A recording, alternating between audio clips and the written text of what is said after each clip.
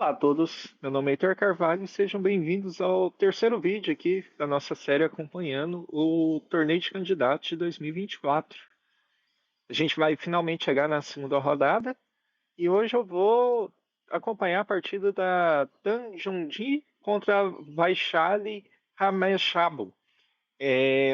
Lembrando que a Junji foi a única jogadora, na verdade o único jogador dos dois torneios que conseguiu uma vitória na primeira rodada. Então ela chega nessa rodada como líder isolada com meio ponto de vantagem. E ela começou com D4, cavalo F6, cavalo C3, aquela ideia de sempre, dominando o centro, né? Atuando no centro, nas casas E4 e D5. D5, bispo em F4. E aqui nós temos a chamada Jabova London. Em português eu imagino que seja Sistema Londres Jabova. Eu não tenho certeza se é essa tradução que é feita. Mas o objetivo inicial aqui é ter essa pressão em cima do peão de C7. Então a gente traria o cavalo para B5, atacando C7 com duplo. Se as negras não fizerem nada, e lógico que elas vão fazer, a gente ganharia uma qualidade aqui trocando a torre, nosso cavalo pela torre do adversário, devido ao cheque que a gente dá no meio do caminho, certo?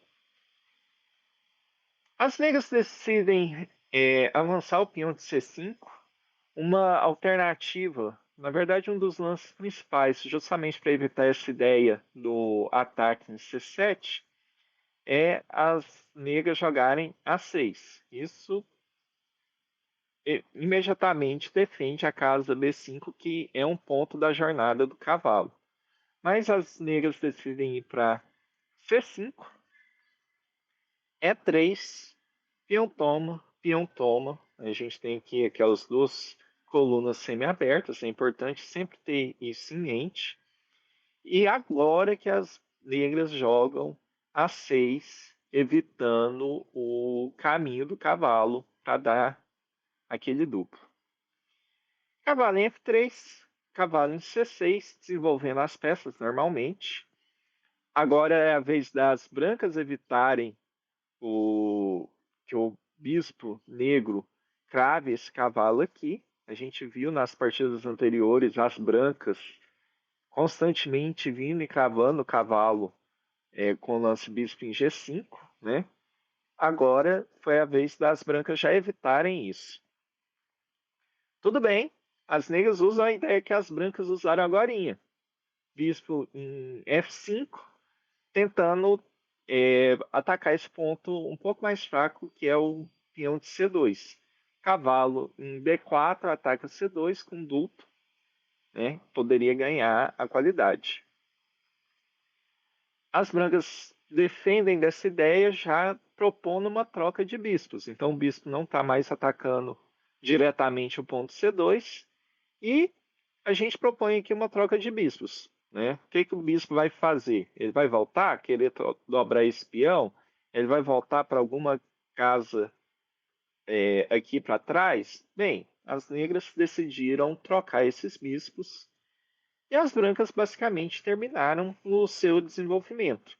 As negras ainda têm algumas peças para desenvolver, mas a posição não parece tão complicada assim ainda para as negras. Elas têm um domínio central bom, as peças estão quase terminando seu desenvolvimento.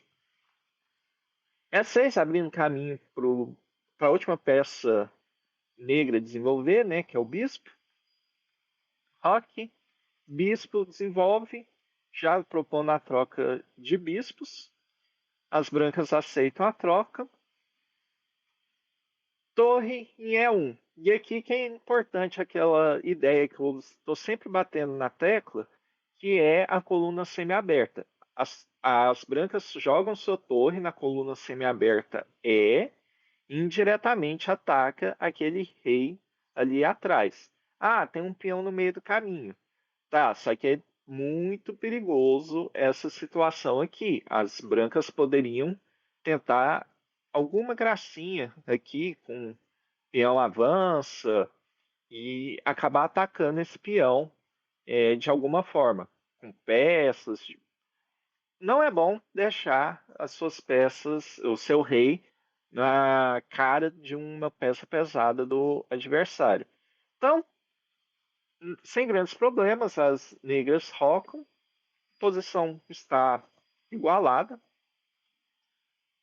A3, evitando que o cavalo importune a dama. A dama está gostando dessa posição dela aqui no momento, então é preferível jogar A3 para evitar que o cavalo expulse a dama de E3, de D3, desculpa. Dama em C7, aqui a gente começa a perceber que as negras que vão querer utilizar essa pressão na coluna semiaberta. No caso, em cima daquele peãozinho que a gente comentou mais cedo, C2. Ele está um peão um pouco mais fraco. Ele está sendo alvo de ataques e não tem nenhum peão defendendo ele imediatamente, certo? As brancas decidem mudar isso. Cavalo A2, joga o cavalo lá para o canto, só que elas acham que é uma ideia interessante avançar esse peão para C3 e ter essa diagonal de peões, um defendendo o outro. Torre de A em C8, aumentando a pressão em cima dessa coluna semiaberta. E agora, peão em C3, a gente tem essa diagonalzinha de peões sendo defendidos um ao outro. E aqui é algo que eu comentei em alguma partida passada. Um peão defendendo o outro, mesmo que eu tire esse cavalo do caminho, uma dama ou uma torre não vai querer atacar aqui. Por mais que eu tenha várias peças atacando esse ponto, qualquer peça que capturar aqui sozinha, ela vai ser capturada por um peão. Então, materialmente não é interessante, a não ser que tenha alguma justificativa tática para isso, né? Um peão defendendo o outro é a melhor forma de um peão ser defendido, ok? Cavalo, E4. E aqui eu fiquei pensando por bastante tempo que a minha ideia seria cavalo em B4, propor nessa troca de cavalos. Esse cavalo em A2 está aqui no canto, ele não tem muita influência. Vamos voltar aqui. Cavalo em A2, para onde que ele pode ir? C1, se não tivesse o peão aqui, C3 e B4. São as únicas casas que ele tem um olho nelas. Uma delas está ocupada pelo próprio peão, então ele não pode ir para lá. Uma delas é voltar, retroceder completamente, sem influência nenhuma no campo de batalha. E a outra é uma casa que não está tendo tanta influência.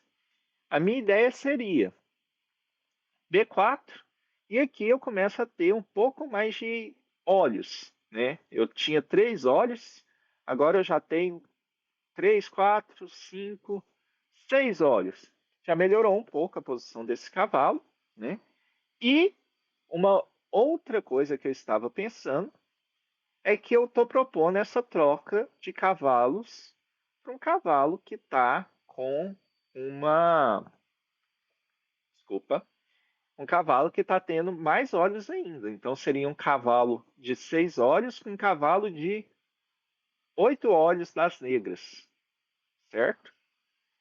A minha ideia seria essa, mas as brancas decidiram inserir um lance aqui no meio do caminho, que é dama em E2.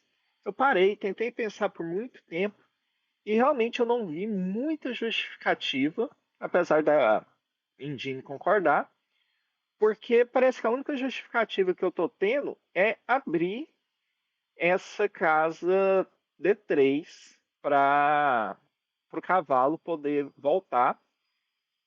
E definitivamente é uma casa bem melhor. Só que, por que não B4 primeiro e depois dama em E2? Fica aí a dúvida, se alguém puder me explicar um pouco melhor, eu gostaria de saber, tá? Mas tudo bem, dama em E2, cavalo em A5, levando o cavalo um pouco mais para o canto, só que abrindo caminho aqui para as peças. Também é uma forma de uma jornada para o cavalo vir para uma casa C4, que é uma casa bem mais forte, né? Cavalo em B4 é basicamente o lance que eu queria que fosse jogado no lance anterior.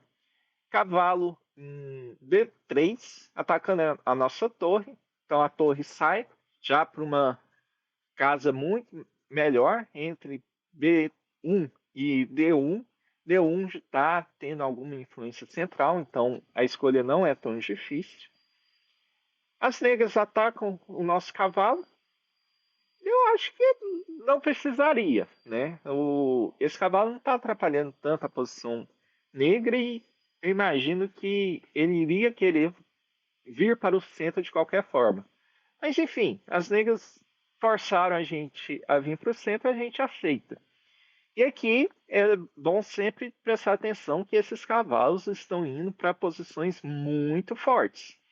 Esse cavalo aqui de D3 principalmente, ele estava em A2, uma posição bem fraca, de repente ele está indo ou para C5 ou para E5. São posições muito fortes, apoiadas pelo próprio peão, certo?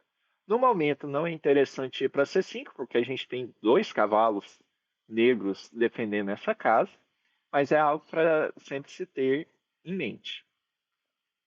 A4, um dos cavalos vai para aquela posição central E5 que eu tinha comentado, apoiado pelo outro cavalo.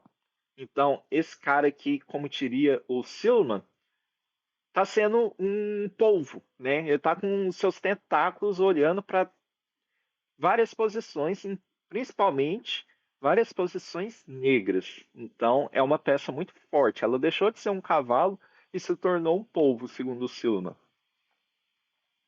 Cavalo A5. F3, cutucando esse cavalo aqui. Ele estava numa posição central também, como um polvo, né? Que eu tinha falado um pouco mais cedo. Vamos tentar fazer esse cavalo diminuir um pouco a influência no nosso campo de batalha. Cavalo volta. E aqui eu acho que seria a hora do cavalo em C5, finalmente. A gente com dois polvos aqui olhando na posição. Um dos cavalos entrando aqui em D7, procurando alguma operação em cima da posição negra, eu acho que seria uma alternativa muito forte. Mas as brancas preferiram jogar cavalo em F4. Eu acho esse lance um tanto quanto duvidoso, né? Não está tendo tanta influência como cavalo em C5 e não está tendo nenhum ataque direto aqui contra o rei adversário imediatamente. Então, eu acho que as brancas poderiam ter jogado um lance mais forte. Cavalo em C4. Eu tinha imaginado, em uma primeira análise, que a troca dos cavalos seria interessante. Só que depois de uma análise um pouco mais profunda, eu percebi que no final das contas, as negras continuam com um cavalo muito forte aqui em C4 e o cavalo de D6, que seria um cavalo numa posição não tão vantajosa, já não existe mais para as negras se preocuparem. Então as negras continuam com o cavalo numa posição muito forte contra um cavalo nosso com uma posição meio, sabe? Então eu finalmente entendi que o lance das brancas aqui é um lance correto. Elas retornam com seu cavalo. Ok, as negras têm esse cavalo numa posição muito forte, só que elas vão ter que arranjar um lugar interessante para esse cavalo aqui. Ele não está numa posição ruim, mas ele pode estar atrapalhando a coordenação de peças das negras. Ele vai precisar, caso as negras queiram ter uma posição mais forte, achar uma posição melhor, porque ele não está na sua melhor posição. Então é algo que as negras vão ter que trabalhar por causa desse cavalo. Torre de F em E8, enfatizando, é sempre importante a gente perceber esses ataques indiretos em colunas semi-abertas, certo? Então, as brancas fogem desse ataque indireto. E aqui as negras já ameaçam aumentar a pressão em cima dessa coluna E. As brancas percebem esse risco e decidem dobrar também suas torres na coluna E. E beleza, agora a gente tem uma igualdade de forças nessa coluna E. Já não, as negras têm que ficar de olho uma abertura da coluna E, talvez já não seja mais tão interessante. B6 foi um lance jogado. Eu achei um lance um tanto quanto inútil, mas também qual a alternativa negra, né? Existe a máquina, né, o computador indica lances melhores, só que todos lances de máquina, né? Todos lances que a continuação é forçada, só que não são lances naturais. Então, nesse ponto, a gente começa a perceber que as negras estão com problemas, porque elas não têm lances fáceis de serem feitos aqui. As, os problemas que elas têm que lidar já estão num nível de complexidade grande. Então elas decidiram jogar peão para B6, G4.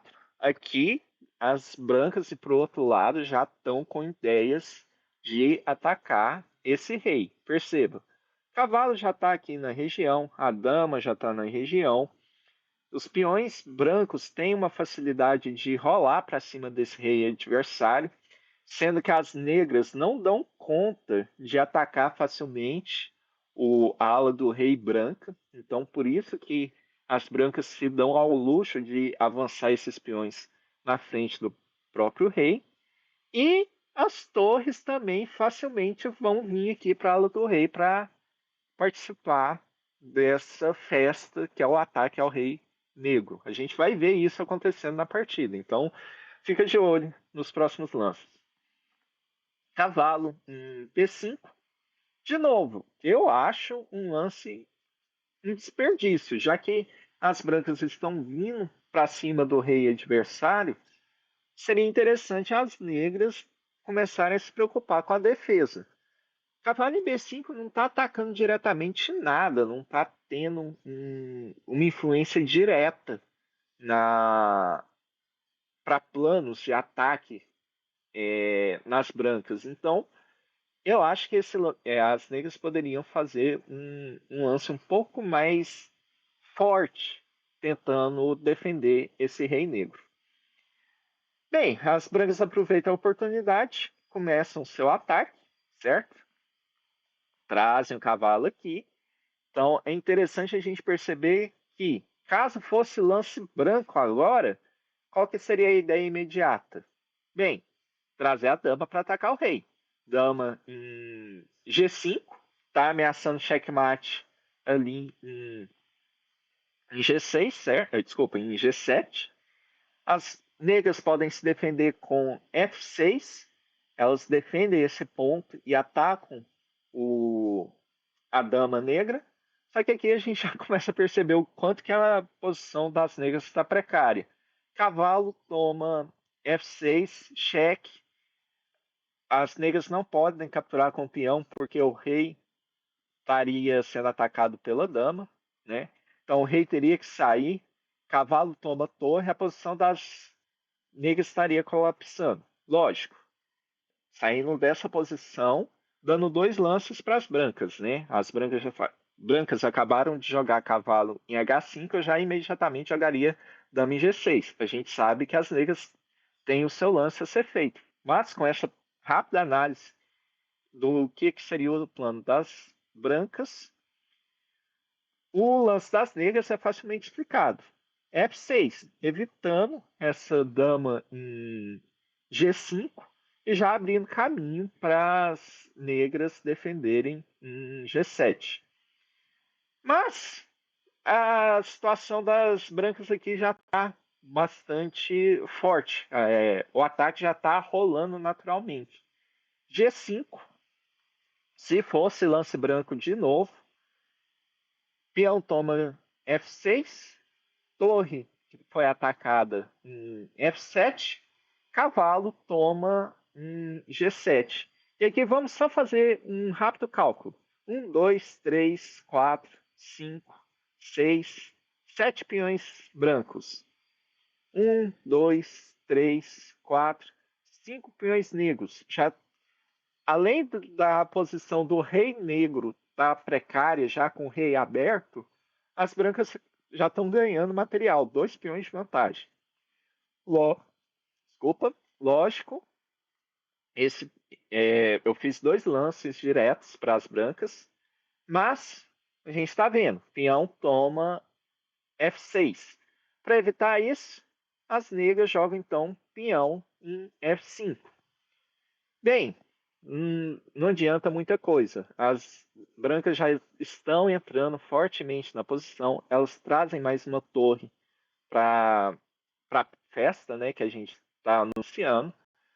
O rei sai dessa coluna que indiretamente estava sendo atacado pela torre branca. Cavalo vem para a festa também. A lista de convidados se mostra cada vez maior. Bem, vamos atacar esse cavalo. Não adianta. Esse tático aqui é fulminante. Cavalo em F6, ameaçando checkmate no próximo lance. Bem, não é checkmate. As brancas acabaram de entregar o seu cavalo, né? Bem, não adianta. O outro cavalo também chega, ataca. E o máximo que as negras vão conseguir aqui é talvez um rei em G8, um rei em G7, ficar com a perda de qualidade, né? Rei G7 aqui não adianta, porque leva duplo, desculpa.